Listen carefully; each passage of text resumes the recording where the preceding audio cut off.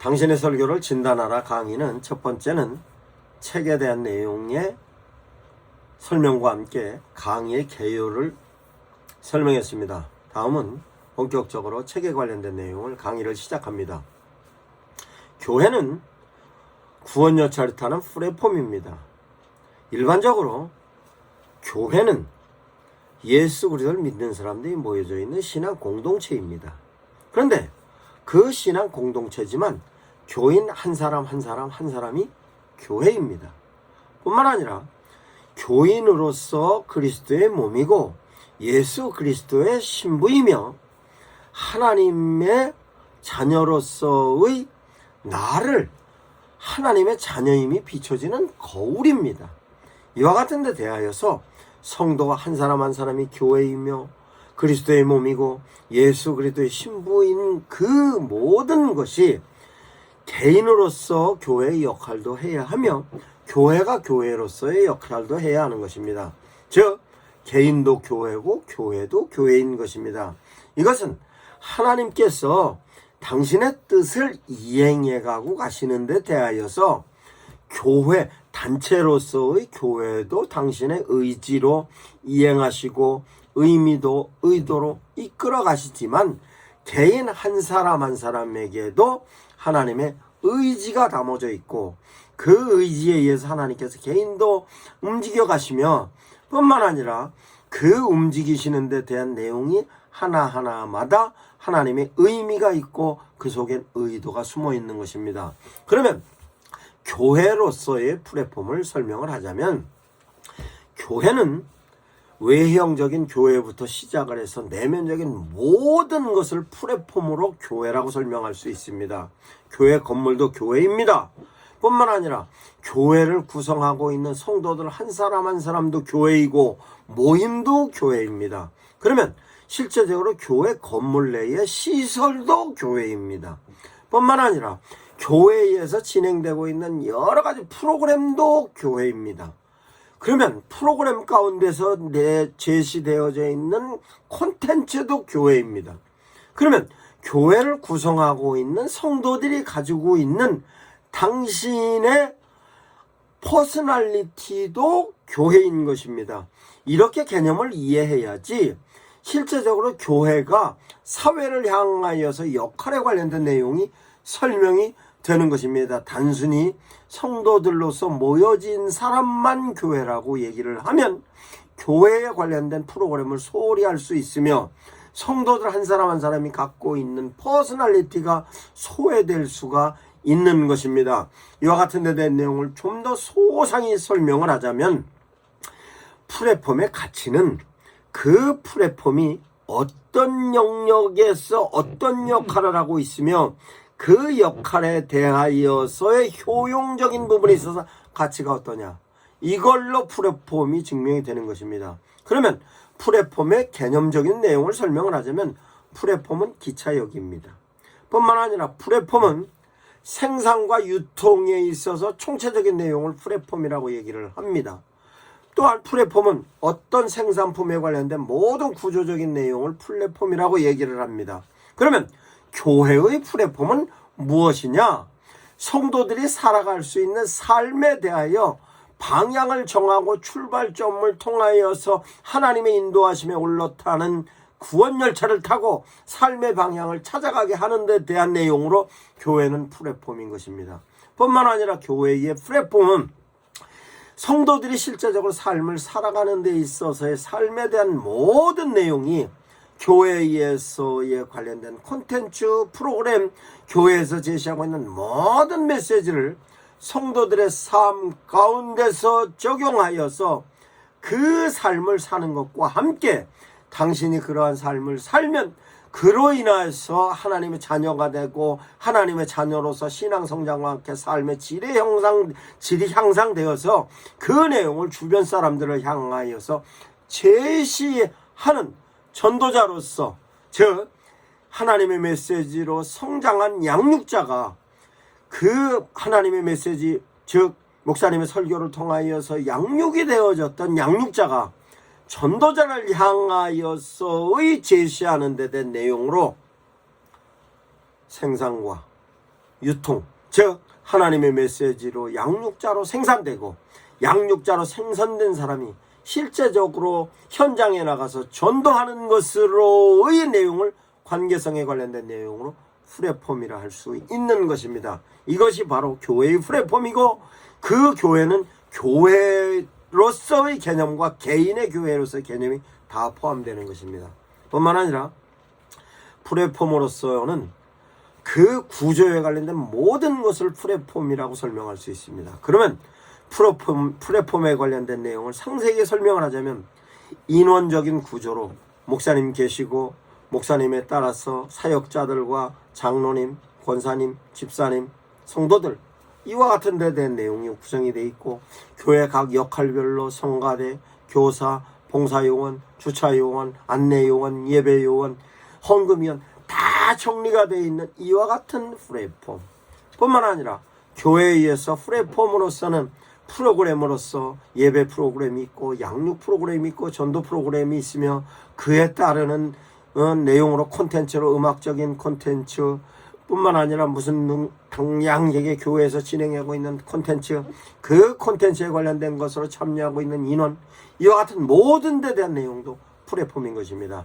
뿐만 아니라 성도들을 보면 성도들이 실제적으로 직업적인 면에 있어서 목사님도 계시고 사역자들도 있지만 실제적으로 성도들 가운데서는 선생님도 있을 거고 교수도 있을 거고 의사도 있을 거고 상업을 하는 사람, 비즈니스 하는 사람, 직장인 이와 같은 다양한 사람들이 교회의 구성원으로서 현재 삶의 현장에서 역할을 하는 것으로 이 모든 내용이 묶어져서 교회인 것입니다.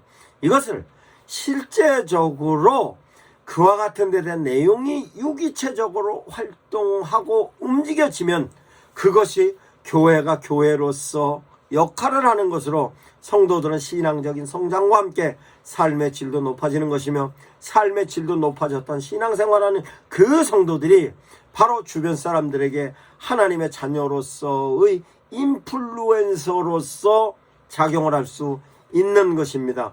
이와 같은 것이 교회의 플랫폼입니다. 그러면 교회의 플랫폼으로서는 실제적으로 플랫폼으로서 교인들이 가지고 있는 인프라, 교회의 조직, 교회 구성원들의 퍼스널리티, 교회의 프로세스로서의 각 교회 시설, 장비, 퍼포먼스로서의 프로그램 모든 내용을 효과적으로 활용을 하여서 성도들의 신앙 성장을 이루는데 모든 것이 유기체적으로 돌아가야 하는 것이며 그것이 효과적으로 돌아가면 교회 밖을 향하여서의 메시지가 전달되는 내용으로서로 교회가 플랫폼으로 역할을 하는 것입니다. 이와 같은 플랫폼의 역할이 실제적으로 우리나라에서 가장 크게 작용했던 것이 교회에서 사회를 향하였던 메시지가 선교사들이 초대 우리나라에 들어와서 선교 활동을 할 때의 역할로 학교도 세웠고 병원도 세웠으며 뿐만 아니라 여러 가지 부분에 있어서 실제적으로 사회의 모든 사람들에게 영향을 끼쳤던 부분으로서의 교회가 플랫폼의 역할을 하는 것입니다.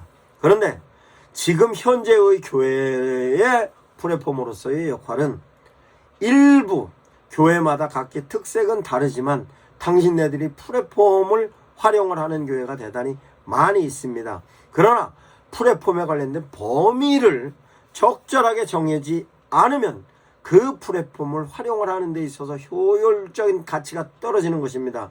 즉 효용성이 떨어지면 실제적으로 교회가 성장하는 데 있어서도 다소 성장하는 속도가 느릴 뿐만 아니라 성장하지 않을 수도 있는 것입니다. 그러면 하나님께서 당신께서 핏값 주고 사신 교회, 그 교회가 어떤 역할을 하는 것으로에 대한 내용이냐라고 생각하면 실제적으로 성도들이 살아가는 데 대한 내용이 그 모습이 사도행전 2장의 표본으로 정리가 되어 있습니다. 그 표본으로 사도행전 2장의 내용을 보면 성령께서 역사하십니다. 성령께서 역사하셔서 실제적으로 베드로를 포함한 사도들이 하나님의 메시지를 선포할 때 원근각처에서 온 사람들이 가지고 있는 생각이, 아니 어떻게 저 사람들은 갈릴리 사람이고 지력도 짧은 사람들이 어떻게 말을 하는데 우리 지역의 방언으로 얘기를 하고 있는가? 그건 성령께서 역사하셨으니까 그네들의 귀에 들렸습니다. 그러면 어떻게 저럴 수 있을까? 술 취한 거 아니냐라고 조롱도 하였습니다만, 실제적으로 그 메시지가 그네들에게 들어갈 때는 그 메시지를 통하여 찔림이 있었습니다. 찔림이 있은 다음에 그네들이 제자들을 향하여 얘기합니다. 우리가 어찌하여야 할꼬?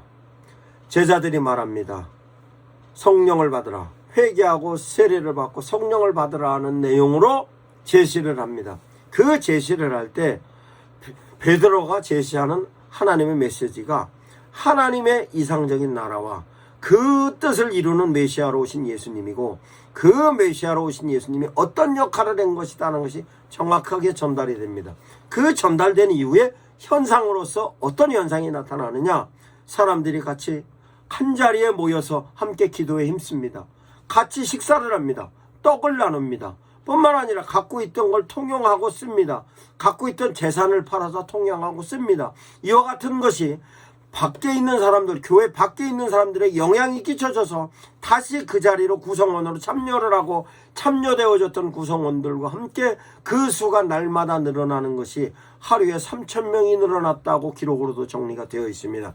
이와 같은 모습이 실제적으로 교회가 진행되어졌던 데 대한 내용이 성령의 역사를 통하여서 교회에서 진행되고 있는 모든 프로그램이 콘텐츠로서 진행될 때 성령의 역사를 통하여서 그것을 현상적인 내용으로 볼 수 있게 되는 것입니다. 이것은 교회에서 제시하는 플랫폼 하나하나마다, 프로그램 하나하나마다, 역할로서 성도 하나하나마다 모든 것에 하나님께서 성령의 역사를 통해서 작용하는 것입니다.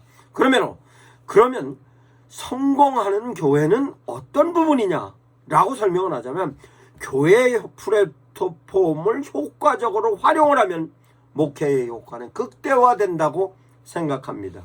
그러면 그와 같은 뜻으로 목사님들께서 이해를 하시면, 교회에 심어놓은 풀 한 포기, 교회에 심어놓은 나무 한 그루, 교회에 주보 한 장, 교회에 물 한 방울, 교회에서 모든 것에 있어서 어린아이부터 나이 많은 사람까지, 아니면 교회 역할을 하는 데 있어서 주차 요원부터 시작해서 목사님까지 모든 사람들이 전부 플랫폼인 것입니다.